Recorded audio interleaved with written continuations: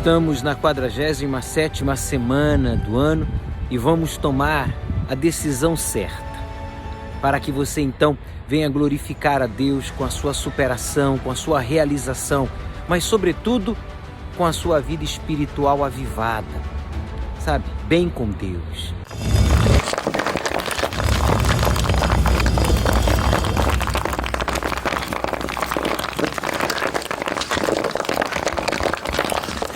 Por isso eu peço que a poderosa mão de Deus esteja sobre todos nós nesta 47ª semana do ano e você tenha coragem, disposição de tomar a decisão certa em investir na sua vida espiritual para estabelecer a sua salvação e as suas conquistas e por meio de você almas sejam salvas. E você que crê e recebe esta oração, diga amém. Nós estamos lendo a oração dos sacerdotes, ainda estamos no capítulo 9 do livro de Neemias, que nos ensina tantas coisas importantes, como por exemplo, no versículo 22, a gente lê até o versículo 22 e vamos agora dar continuidade no versículo 23. E multiplicaste os seus filhos como as estrelas do céu, como Deus havia prometido a Abraão, e trouxeste-os à terra de que tinhas falado a seus pais que nela entrariam para a possuírem. E isso aconteceu. As profecias se cumpriram. Assim os filhos entraram e possuíram aquela terra. E abatestes perante eles os moradores da terra e os cananeus e los entregaste na mão, como também os reis e os povos da terra para fazerem deles conforme a sua vontade.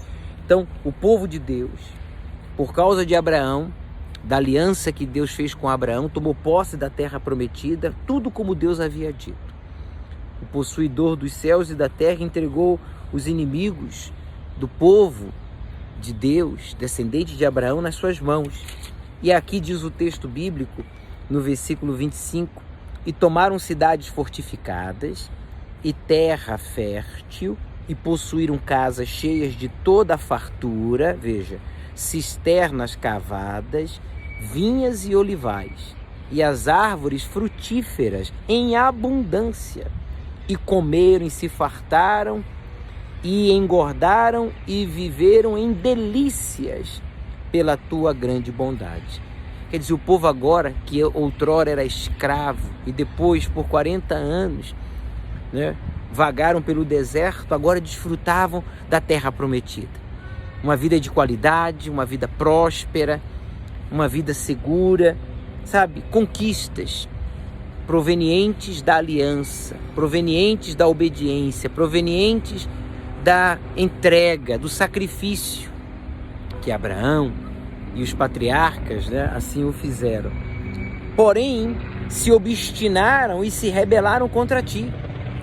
Quer dizer, eles, porque não tinham o Espírito de Deus, na fartura, na abundância, na segurança, eles se obstinaram, quer dizer, eu sou assim, eu insisto, eu não vou mudar, eu gosto disso, ainda que desagrade a Deus, não importa, ainda que contrarie os seus mandamentos, eu não quero saber, eu vou fazer a minha vontade. Isso é obstinação.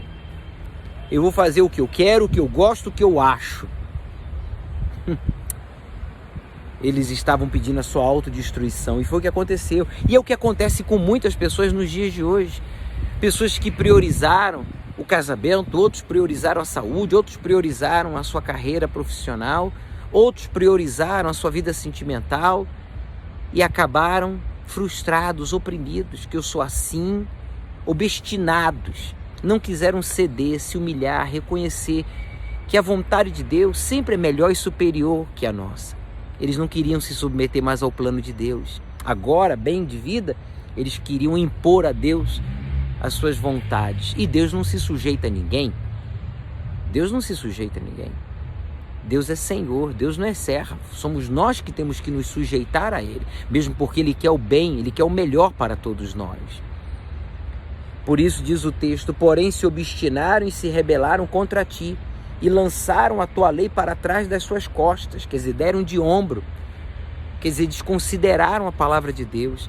Meu amigo, nesta 47ª semana do ano, tome a decisão de não lançar para trás de você os mandamentos de Deus, os ensinamentos de Deus, as orientações que você tem recebido na igreja, nos programas do Bispo Macedo, do Bispo Renato, no programa Obreiros em Foco. Não coloque para trás de você, não ignore os ensinamentos, os mandamentos de Deus, porque ignorá-los é como se você estivesse dizendo para Deus: ó Deus, o Senhor está errado e eu estou certo.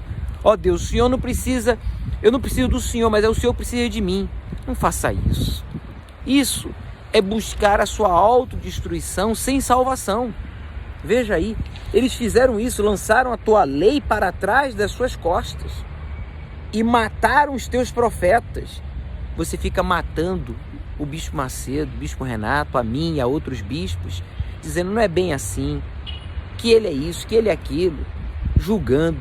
Não mate os profetas com palavras. Hoje se mata é com a palavra. Eles mataram literalmente com palavras e com as mãos. E diz, e mataram os teus profetas que protestavam contra eles, para que voltassem para ti. Quer dizer, as pessoas mataram os servos de Deus porque os servos de Deus falavam contra o erro, contra o pecado, contra o orgulho deles. E para que eles voltassem para Deus. Não era para o mal, era para o bem.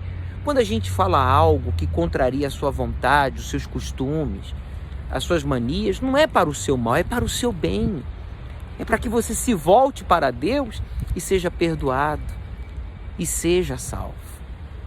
Por isso esta fogueira santa no Templo de Salomão, pelo batismo com o Espírito Santo, se você ainda não é, e se você já é, para uma renovação, e que seja feita a vontade de Deus. Não priorize a sua vontade. A sua vontade, como a minha, é muito significante, é muito limitada diante da vontade do Altíssimo, diante de tudo que está escrito aqui. Veja aí, versículo 26, né, ele diz: para que voltassem para ti, assim fizeram grandes abominações.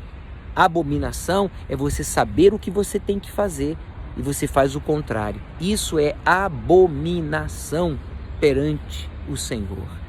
Você já sabe o que você tem que fazer, então faça, meu amigo. Você tem que perdoar, perdoe. Você tem que deixar amante, abandone esse relacionamento, acabe com esse relacionamento. Você tem que pedir perdão a alguém, peça perdão. Você tem que ser fiel nas primícias, seja fiel. O que você tem que fazer? Você tem que se batizar nas águas, se batize. O que você tem que fazer? Meditar, priorizar a palavra de Deus. Faça isso. Buscar o Espírito Santo. Investir no seu relacionamento com Deus aos domingos, pela manhã ou pela tarde, mas buscar o Espírito Santo. Faça o que você tem que fazer.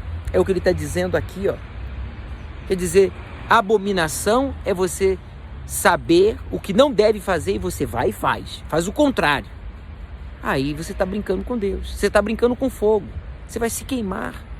Ele conclui: por isso os entregaste na mão dos seus adversários, que os angustiaram, mas no tempo da sua angústia, clamando a ti, desde os céus, tu ouviste.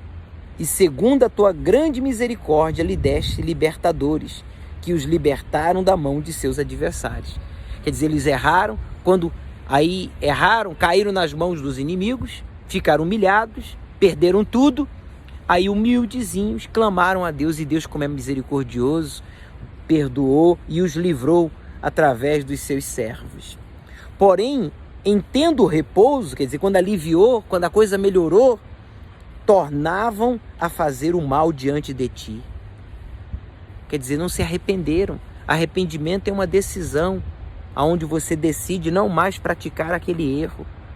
Toma essa decisão de se arrepender de verdade, abandonar o erro, e não apenas quando as coisas vão mal, ou quando você está sofrendo, você vai e clama, e chora, e jejua, e sacrifica, e depois quando as coisas melhoram, aliviam, você volta a praticar tudo de errado outra vez, aí volta a perder tudo outra vez.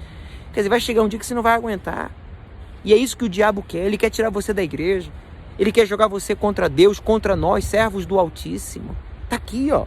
Porém, tendo repouso, tornavam a fazer o mal diante de ti, e tu os deixavas na mão dos seus inimigos, para que dominassem sobre eles.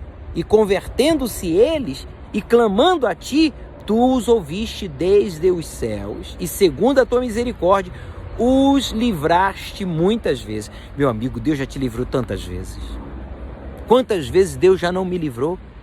Deus já nos livrou tantas vezes. E Ele nos livrou da morte, porque Ele sabia que se tivéssemos morrido naquela altura, com os pecados que carregávamos, com os erros que cometíamos, teríamos sido condenados. A nossa alma teria sido condenada à morte. Mas Jesus nos livrou e nos deu a oportunidade, como está dando a você aí agora, de tomar a decisão de se batizar nas águas neste domingo, após a vigília do Espírito Santo aqui no Templo de Salomão. Às 18 horas você terá a oportunidade de ser batizado. Traga uma peça de roupa, uma toalha, um par de sandálias e um coração arrependido. Você que está afastado, chegou a hora de você voltar. E você que está dentro da igreja e afastado porque você está no erro, chegou a hora de você abandonar este erro. Deus te livrou da morte.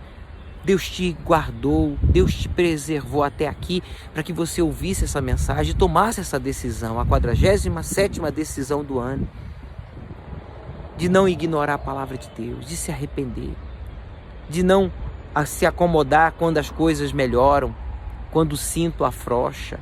Não faça isso. Deus merece muito mais, merece a nossa gratidão, o nosso amor, o nosso respeito, a nossa fidelidade. Por isso, pense nisso. Medite nestas palavras.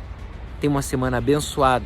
E não esqueça, a alegria de Deus é a nossa força.